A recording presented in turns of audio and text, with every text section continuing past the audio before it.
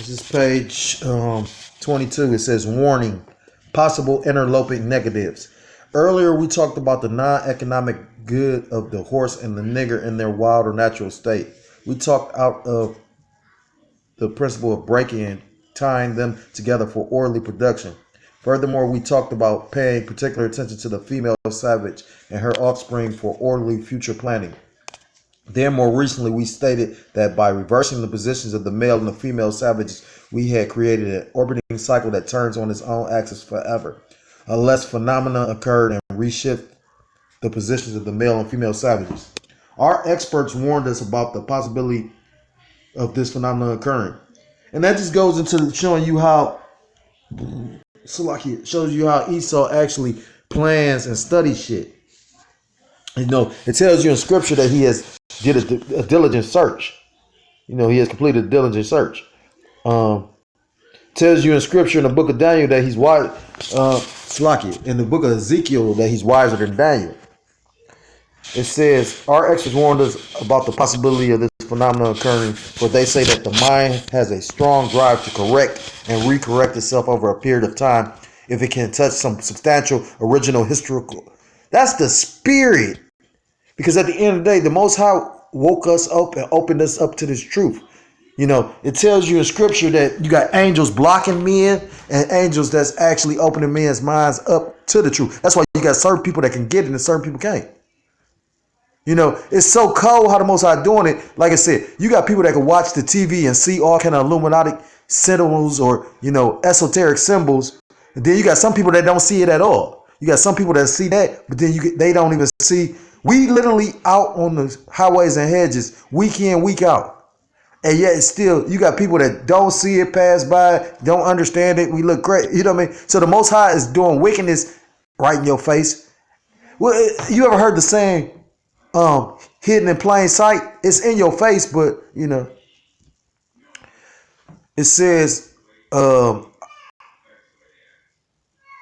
the mind has a strong drive to correct and recorrect itself over a period of time if it can touch some substantial, original, historical base. Once we got to the realization that we are the true people of the Lord, brothers got to like just going in, finding all kind of information, finding all kind of books. You know what I mean? Like just like I said, and it's so amazing. Like the more we find books, the more books come out. You know what I mean? That's how you know you at the time of the end for real. As much as they done hid all this information coming to pass now. It tells you in the book of Daniel that when information, let me get it real quick.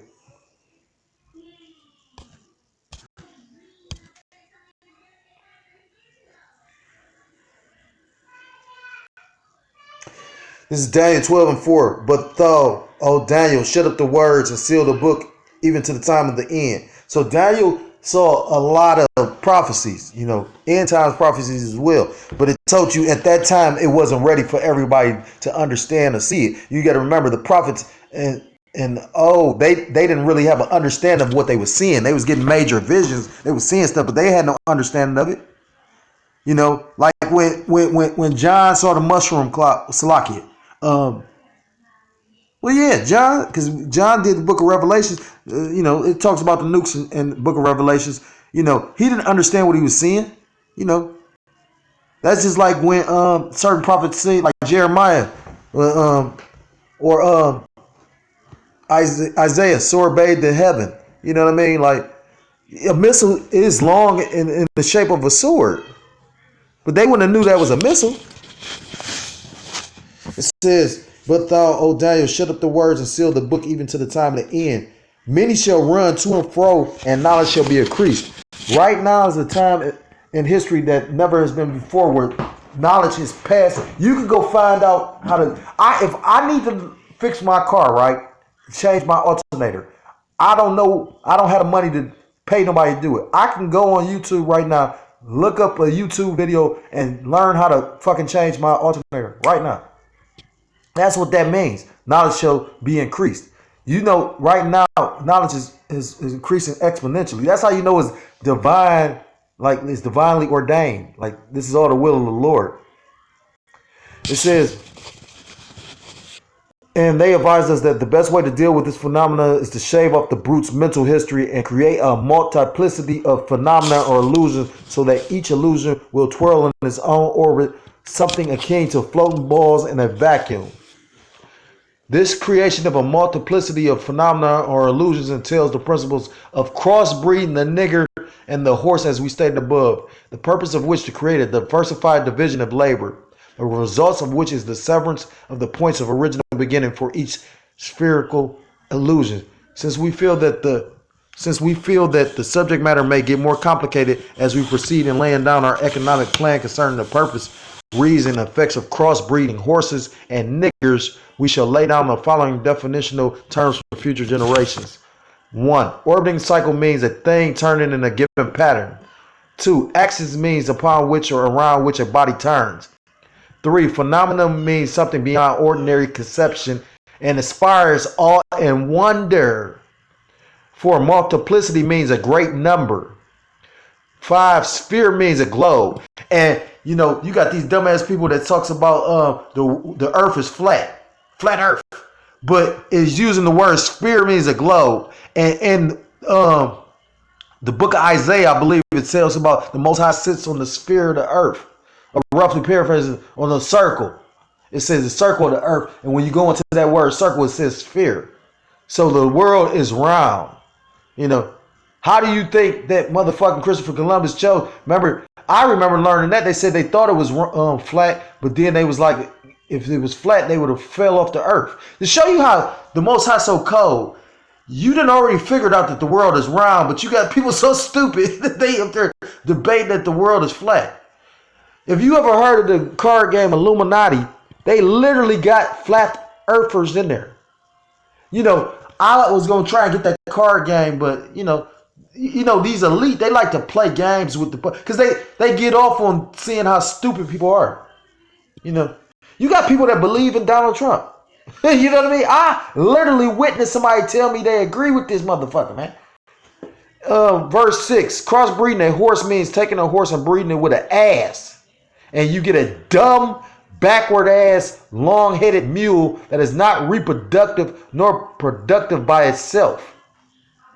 Crossbreeding niggers means taking so many drops of good white blood and putting them into as many nigger women as possible. So they purposely was raping these women to dumb down, and that proves something. To show you how stupid and off they was, like I say, when a white or so-called white man lays with a so-called black woman, women don't create seed. It's a scripture, not a scripture, account in the scriptures where the Most High killed a man because he wouldn't spill his seed in the woman. A woman doesn't create seed. You know what I mean? A man creates seed. That's how powerful a man's, like the brother Chief Gabar said. He said, I have a scepter in between my legs. I have a sword in between my legs. You get what I'm saying? A woman, plays a part, but a man actually can produce life. Because that stupid ass theory about how they talk about women do this, women do that. At the end of the day, a woman is no possible way for a woman to create another man. It takes a Y chromosome to create another one. It says various tones that you want and then letting them breed with each other until the circle of color appears as you desire. So basically, that's how you got them mulattoes. At one point in time, the mulattoes was favored more than Jake woman. It tells you in scripture how delicate our women was. It tells you in the book of Deuteronomy. And to show you how that's really a curse, because you look at the average Jake woman now, loud mouth, one, like I said, think she could whoop your ass. You know what I'm saying? But let Esau, I give some thumbs up if I see one nigga woman to talk to Esau like she talked to Jake. You know what I mean? It's crazy.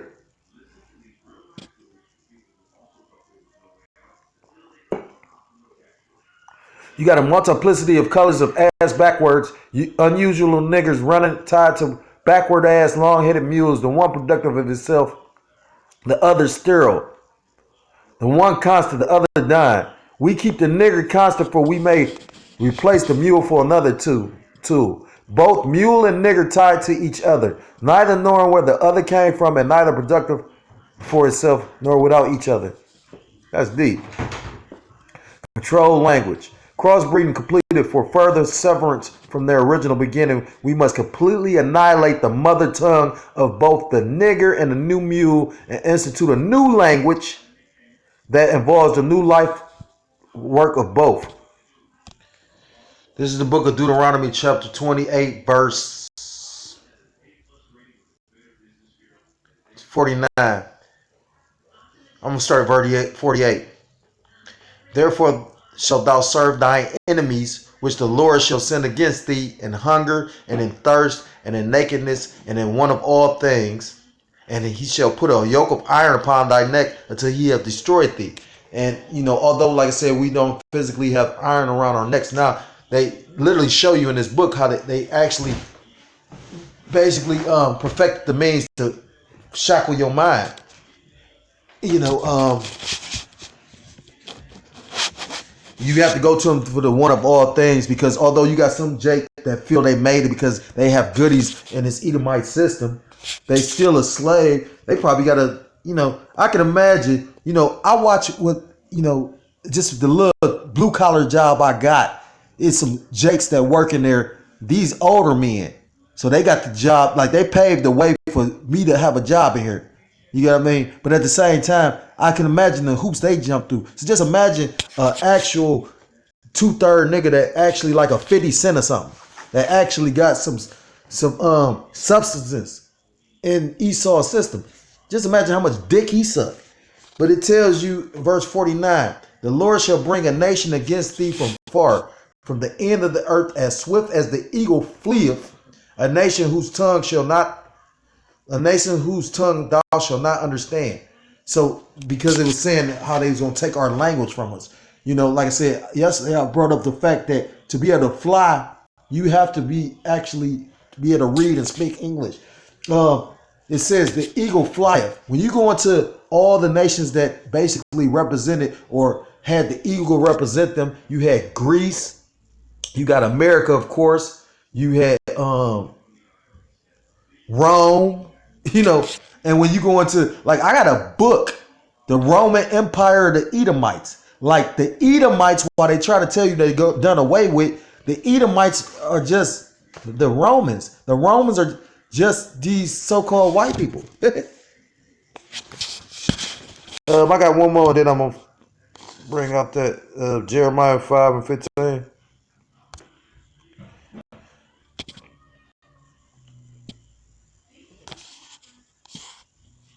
It says, Jeremiah 5 and 15, Lo, I will bring a nation upon you from far, O house of Israel, saith the Lord. And the house of Israel is you Negroes, Latinos, and Native Americans and Seminole Indians, West Indians, Haitians. Said, Lo, I bring a nation upon you from far, O house of Israel, saith the Lord. It is a mighty nation. It is an ancient nation, a nation whose language thou knowest not, neither understandest what they say. So it says, crossbreeding completed for further severance from their original beginning. We must completely annihilate the mother tongue of both the nigger and the new mule and institute a new language that involves the new life's work of both. Language is a peculiar institution. It leads to the heart of a people. The more a foreigner knows about the language of another country, the more he's able to move through all levels of that society. Therefore, if the foreigner is an enemy of the country to the extent that he knows the body of the language, to that extent is the country vulnerable to attack or invasion of a foreign culture. And what's so beautiful about this is I never was into words, but the elder apostles, they study words. So based on what he just said, like the way that they actually broke down the Bible, they basically broke down all the words. They don't just read the English. They went to because to understand language, you got to go to the root words. Like I said, you can read the scriptures in its entirety in the English language, but if you don't go back to the root words, you don't even get the understanding of the Bible. You got people that think the Bible is a fairy tale. The Bible talks about rape, all kinds. When you really go, it talks about how the Bible is a book of lamentations, mournings, and woe. Like everybody talking about the good fucking book or the good news. It's literally mentioned as the book of lamentations, mournings, and woe. And when you really read it and get the context of it, it is a lot of, I mean, it's a history book, yes, but it tells you about a history of a people, but those people caught a lot of fucking holy hell. It's only a few times when they was shining. That show you how ignorant Israel is. You know, they only ruled for like, what, 80 years? When David was in rulership and when Solomon. The rest, it was just captivities. You know what I mean? It says, so it's just deep to me what he said. He said, therefore, the foreigner is an enemy of the country to the extent that he knows the body of the language, to the extent the country is vulnerable to attack or invasion of a foreign culture. And like I said, the elders broke down the Bible through the English, but going through words, breaking down words. And that's how we attacking this fucking place. We pulling down strongholds through videos. These people hate us for speaking the truth. It tells you, you know, you shall be hated for my name's sake. We not running around with no guns or talk about, we telling you that the Lord gonna kill you. The Lord gonna fuck you up. We didn't say we gonna do anything. Now, eventually, yes, the Lord's gonna put this, like the Lord put the spirit on Esau to fucking do what he did to us. I mean, because it's got to be a hell of a spirit on you to take a baby, and it's a hell of a spirit on you. You got to take the time to think about this. To cut open a woman who's pregnant stomach, take the baby out, and then step on the baby head. You know what kind of spirit got to be on you to do some shit like that? It says, for example, you take a slave, if you teach him all about your language, he will know all your secrets, and he is then no more a slave. For you can't fool him any longer. And having a fool is one of the basic ingredients of an incidents to the making of the slavery system. So at the end of the day, the difference between us and two third ass niggas, like I said, I seen a demon recently. That motherfucker made a statement and said he trying to hold on. He's trying to hold on to this, like, even if you got something in this weak ass, I literally, to show you how the spirit moving so much, motherfucking Floyd Mayweather Jr. literally sit up there and said, like, that's how you know, that's why the earth getting touched like that. He literally said he thinks about the fact of who the real Jews was. You know what I mean? People are speaking about who the real Jews, like that bitch Tiffany Haddish, even though she a witch, yet still, and it tells you in the scriptures, man, like that's the thing. It tells you in the scriptures that woe to them that are rich because you have received your consolation. You know what I mean? Like at the end of the day, them people is not going to forsake. That's why it tells you in the scriptures when the Messiah sit up there and said it's easier for a camel to enter the eye of a needle than for a rich man to come into heaven. They not about to give up their wealth. You know what I mean? Like, there's very few people. I know brothers that's in the truth that gave up like certain shit. You know what I mean? Like, I don't know none that gave up like Mayweather or, you know what I mean? They type of money. But who's to say? I used to think I was the only person that went through all the hell I went through or had to forsake or, you know, my trials and tribulation of my life. And then you come hearing brothers' stories, you like, damn. You know, so, but that was through the spirit, you know what I mean? Because basically, by the reading of this book, by the Most High opening up our minds and sending us true teachers, you know, it tells you that in scripture. Bear with me for a second.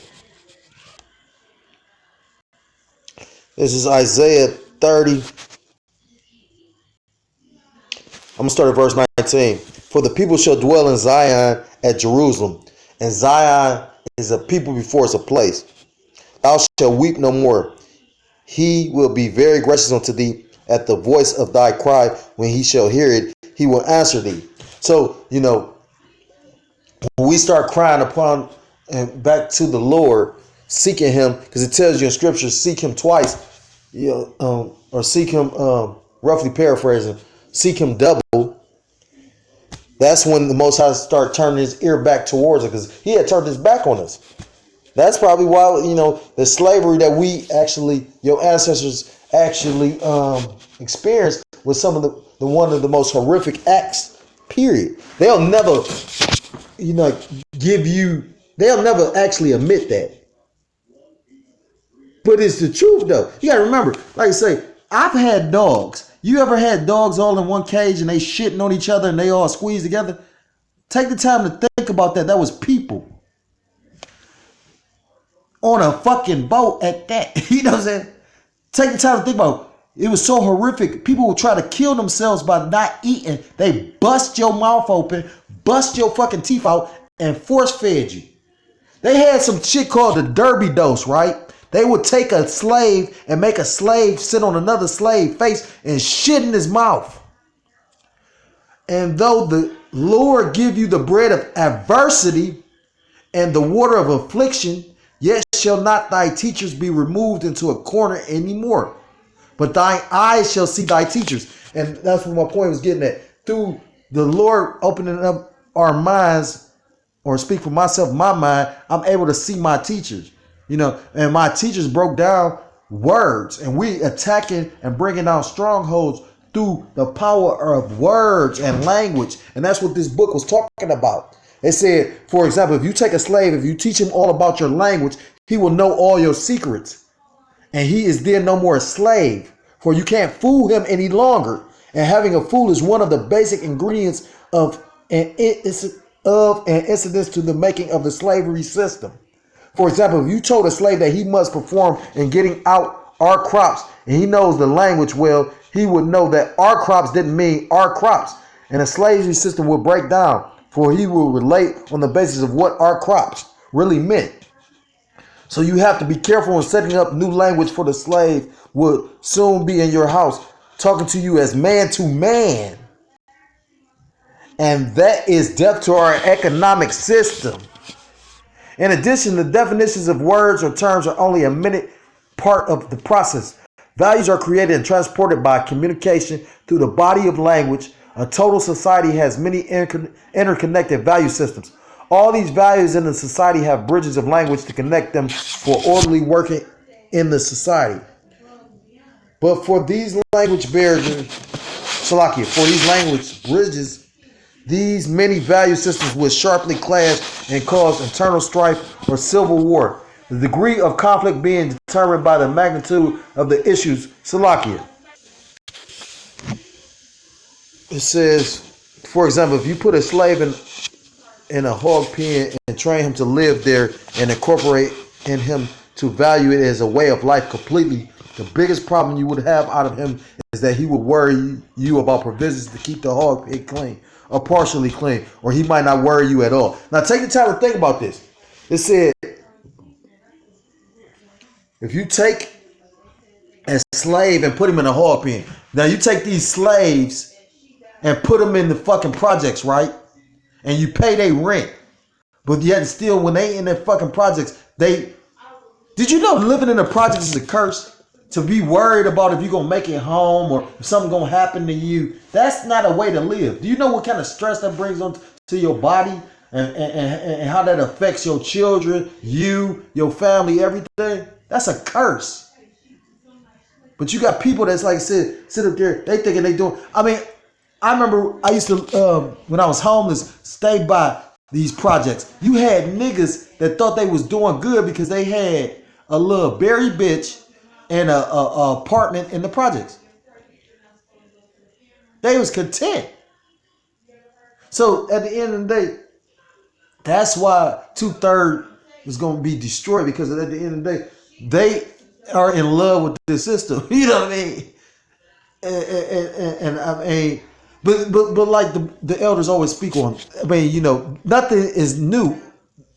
Nothing new is under the nothing is new under the sun. But you know what I mean? Like, you got people that's bucking up to the Most High and to the, because it's not you bucking up to us, you bucking up to the Most High. We're reading words out of a book, a living book at that. You know, you got to take the time to think about this. It's a reason why these Edomites study the Bible. It's a reason why the Bible is the least read, but the most bought, most stolen, most, you know, this book is the, you know, but to show you how ungodly the world is for real. Remember when you was coming up every household had a Bible.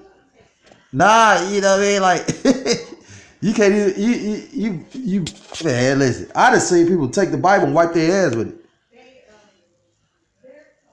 Salakia.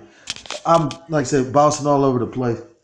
Well, I finished the book. So at the end, it was systematically done for Esau, destroying Jake, but at the same time, it was all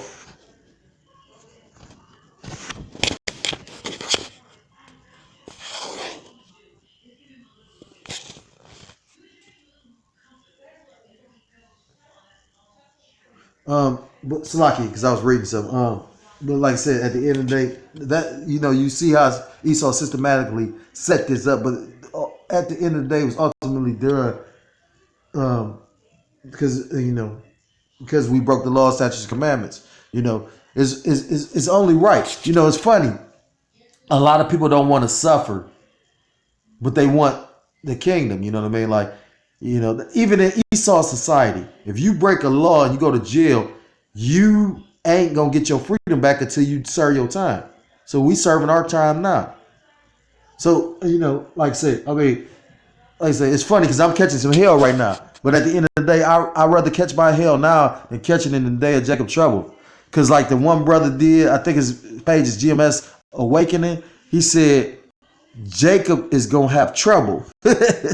In the day of Jacob's trouble, he is gonna have trouble. So with that, I want to give all praise, honor, and glory. Call halal Allah Yahweh Ba Hashem Yahushua Waha double honors to the apostles and elders of great millstone who taught me this truth. Peace and salutations to the Akim around four corners of the earth, pushing the truth with faith and sincerity, risking their lives and the freedom to do so. Shalom to the Akwath and the Akim out there listening and learning. Lord willing, it was an edifying video. Shalom to the Israelite foreigners scattered abroad. Till next time, Lord willing, shalom, shalom, and a Bible ball.